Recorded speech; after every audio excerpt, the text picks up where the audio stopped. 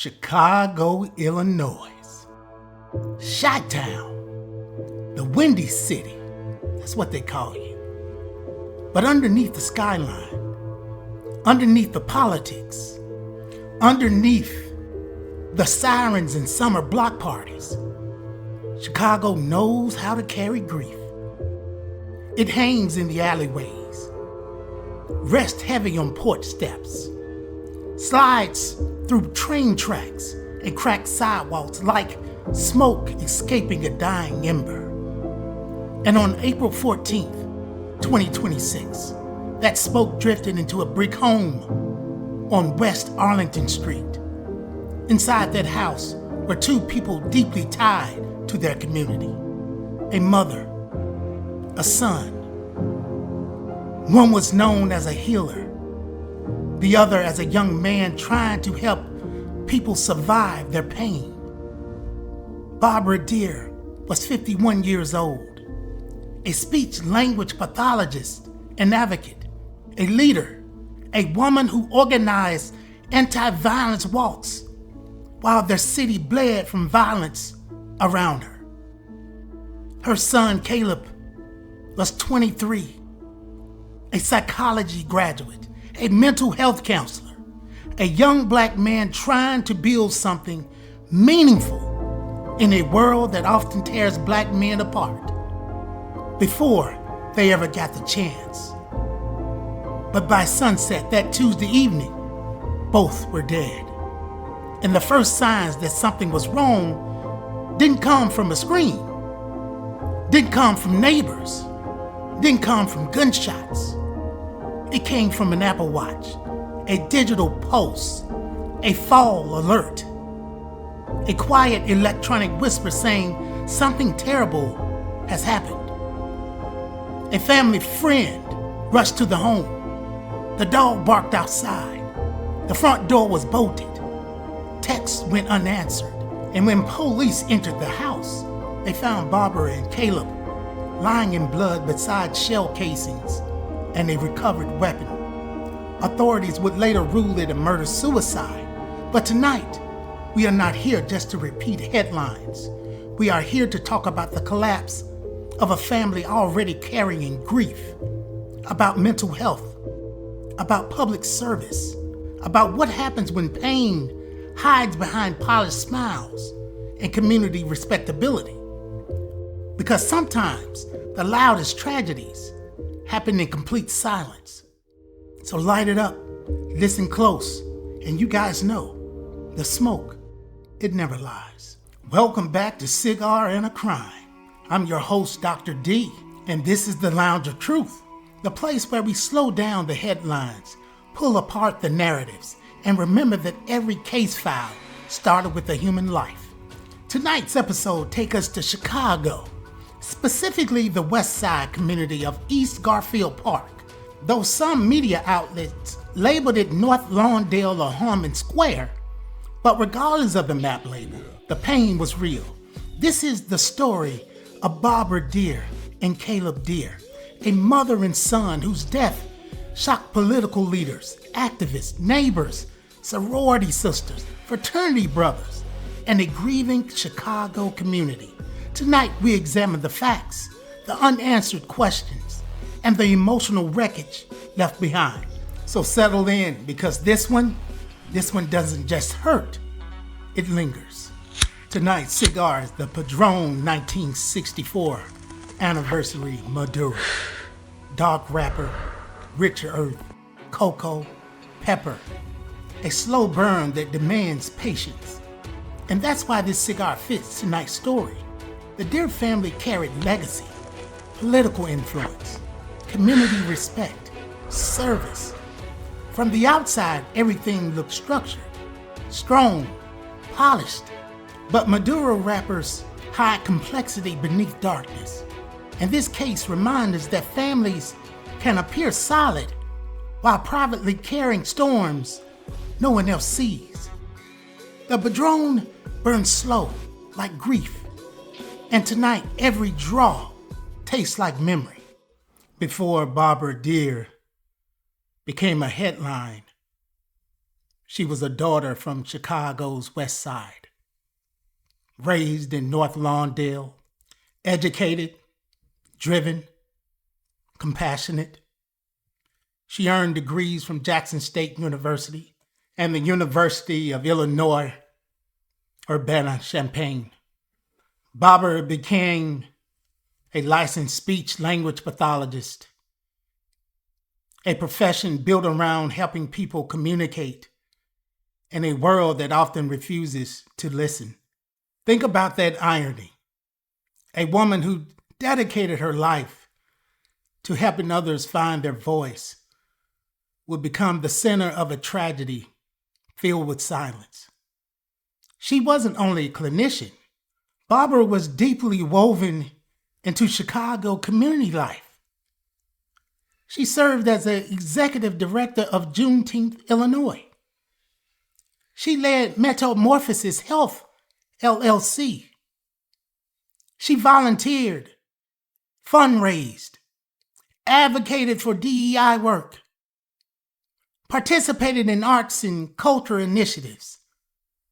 She was also a proud member of Alpha Kappa Alpha Sorority Incorporated.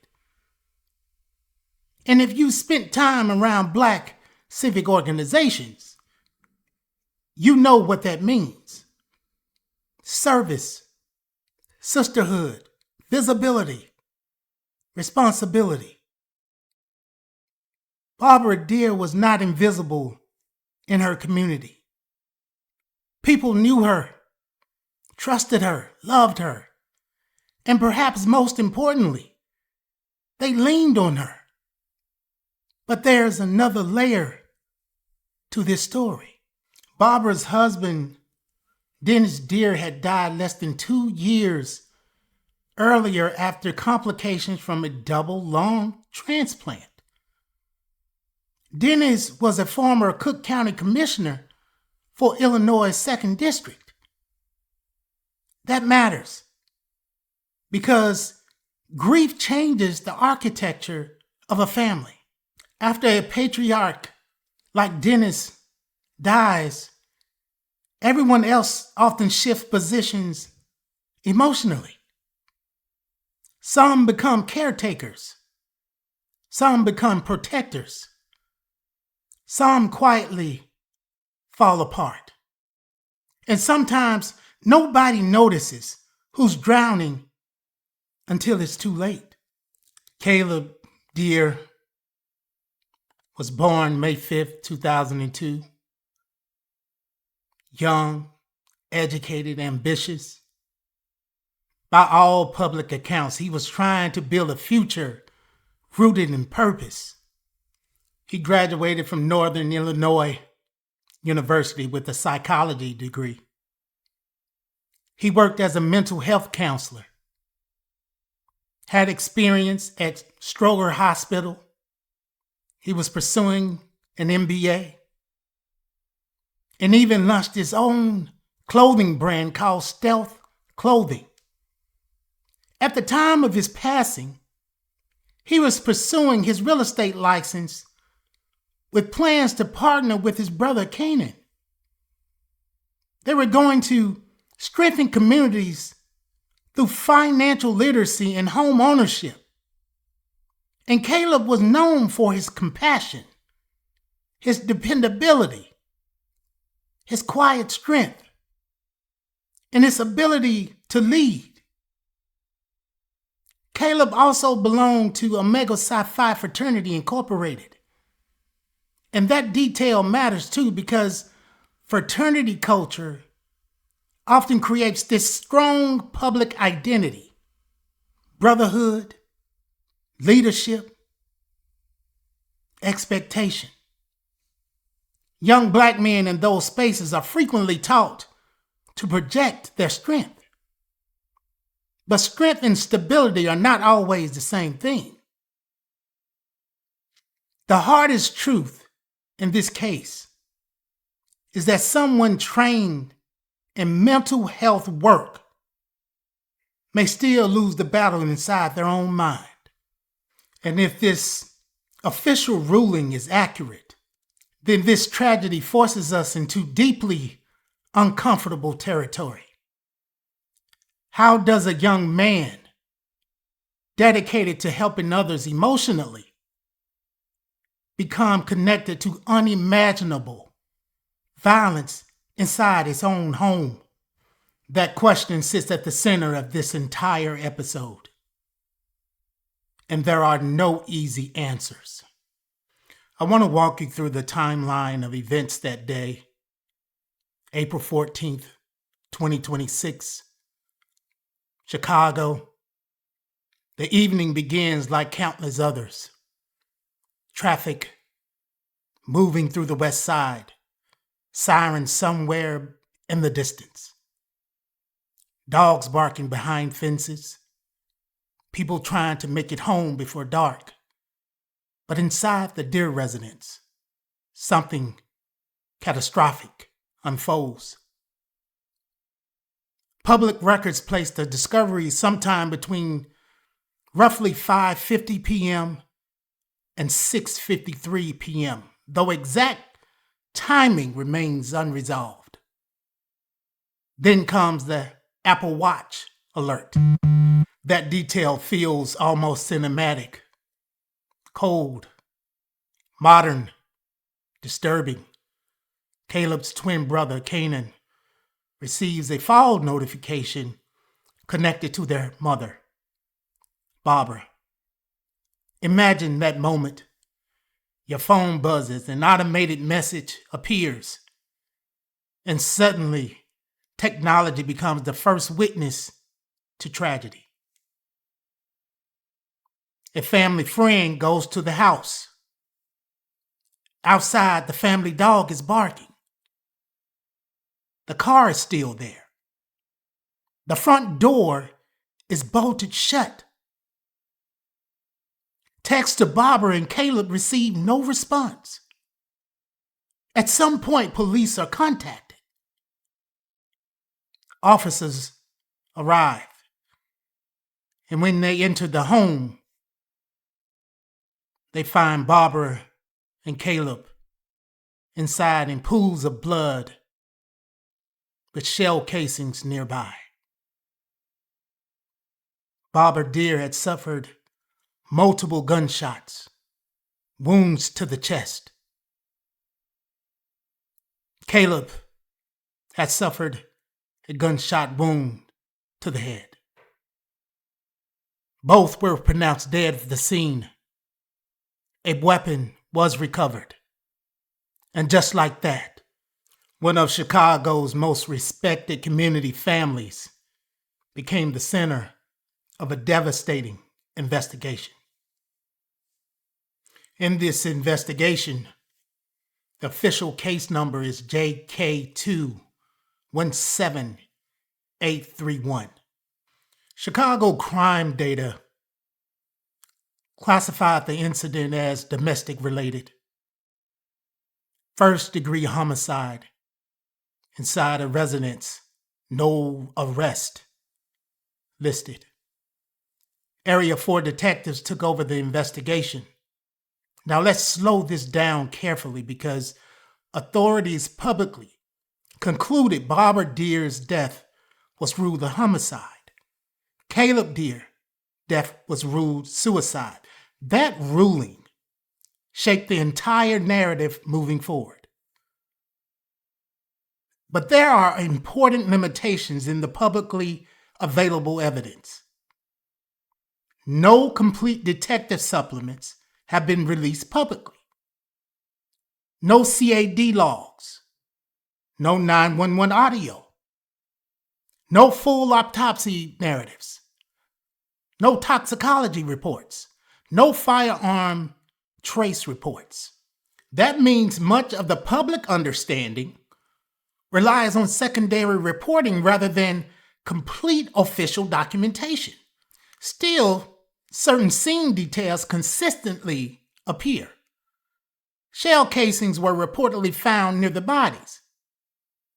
Some reporting suggested a black handgun was found near Kaleb's hand, though the case report itself notes that Details has not been fully independently verified through official records.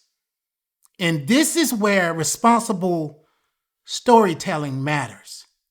On Cigar A Crime, we separate confirmed facts from circulating details.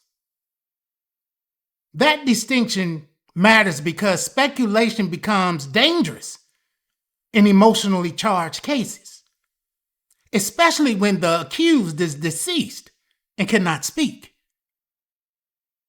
The investigation also found no publicly announced third-party suspects or arrests.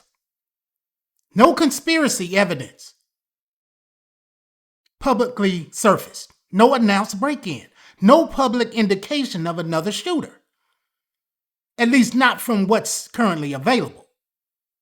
But the absence of evidence publicly released does not erase public discomfort.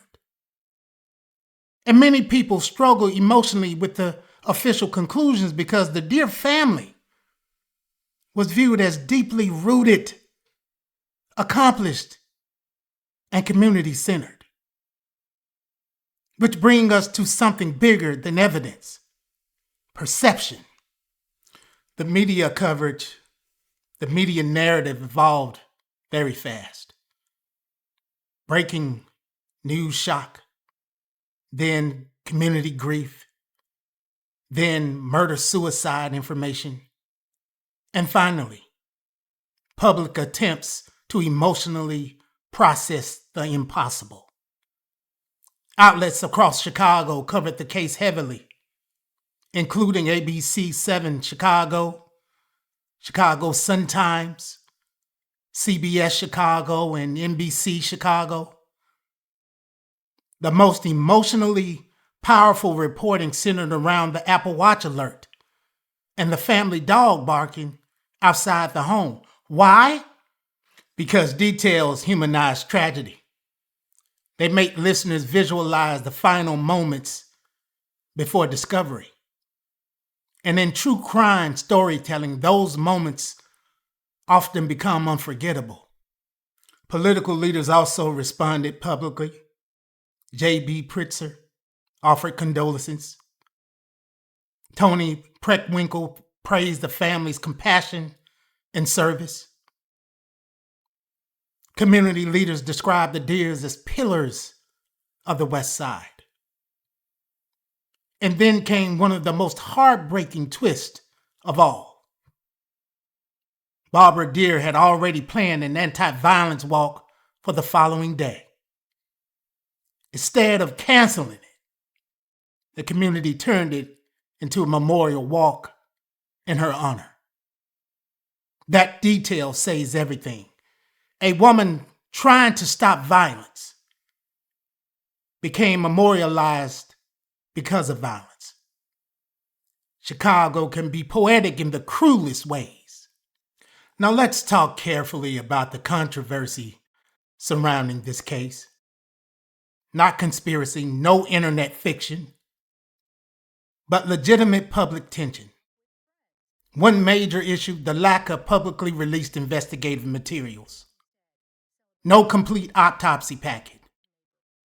No body cam footage.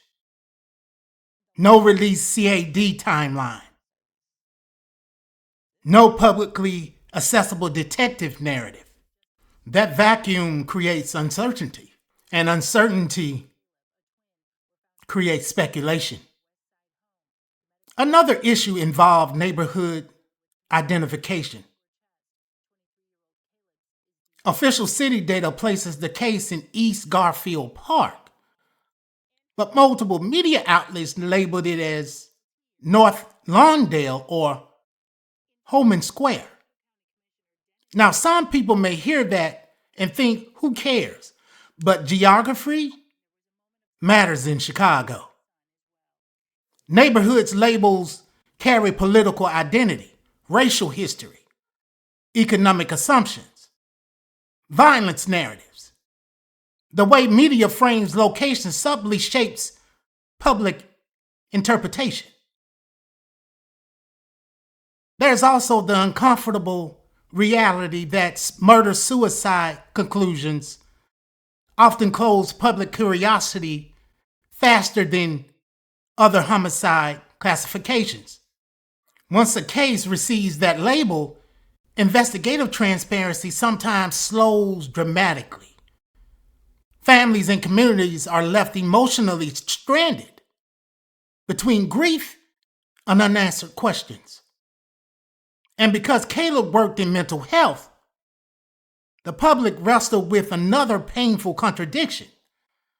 How could someone helping others psychologically allegedly commit such violence? That contradiction does not disprove the ruling, but it does deepen the tragedy. This case is bigger than one house on Arthington Street. It forces us to confront several painful realities at once. First, Black mental health. Not performative conversations, not hashtags, real mental health. Black men are often taught survival before emotional processing.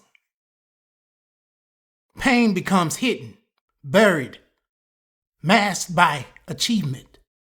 And in many respected families, public image becomes armor. But armor cracks. Second, grief layering. The Deer family had already lost Dennis Deer in 2024. Families do not simply move on after a major loss.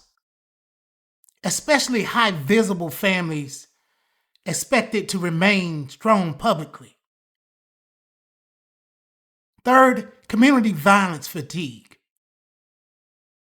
Barbara Deer organized anti-violence initiatives because Chicago communities have grown exhausted from funerals, exhausted from memorial balloons, from RIP shirts, from vigils under streetlights. And yet, violence still entered her own home. That reality, it cuts deep. Finally, technology and modern tragedy. An Apple Watch became the first alarm, not neighbors, not witnesses. Technology now detects death faster than communities sometimes do. That's haunting. In my reflection, cases like this stay with me. Not because they're sensational, because they're intimate. There's something deeply heartbreaking about a family already carrying grief, suddenly becoming the center of another tragedy. And I keep thinking about that anti-violence walk.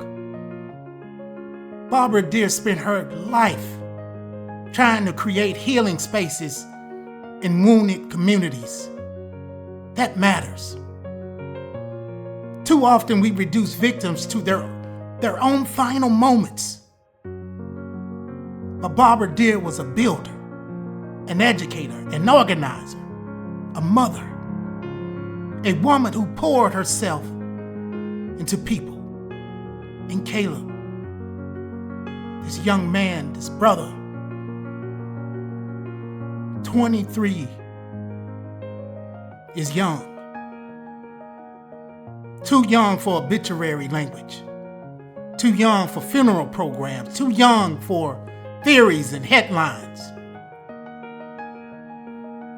And if the official findings are accurate, this story becomes one of the hardest truths we ever face.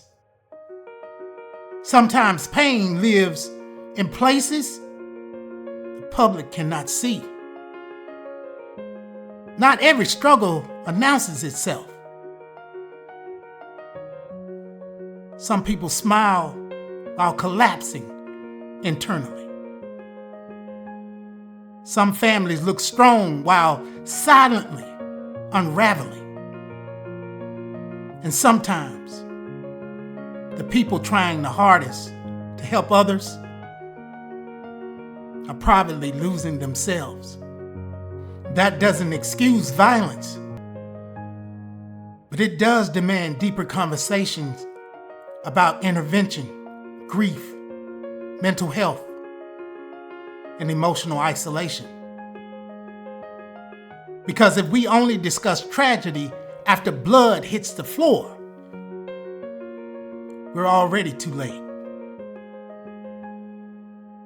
Chicago lost more than 2 lives that day. It lost a piece of its spirit. Thank you for stepping into the Lounge of Truth tonight. If this episode moved you, share it, because stories disappear when people stop speaking names. And tonight we remember Barbara and Kaleb Deer, and to Canaan and Trinity, and to the Deer family, I am so sorry for your loss. Please continue supporting violence prevention work in Chicago, continue supporting Black mental health initiatives, and continue checking on the people who seem strong, especially them. Follow us, Cigar A Crime, on YouTube, Spotify, Apple Podcasts, and everywhere you stream. Until next time, light up, listen close, because the smoke never lies.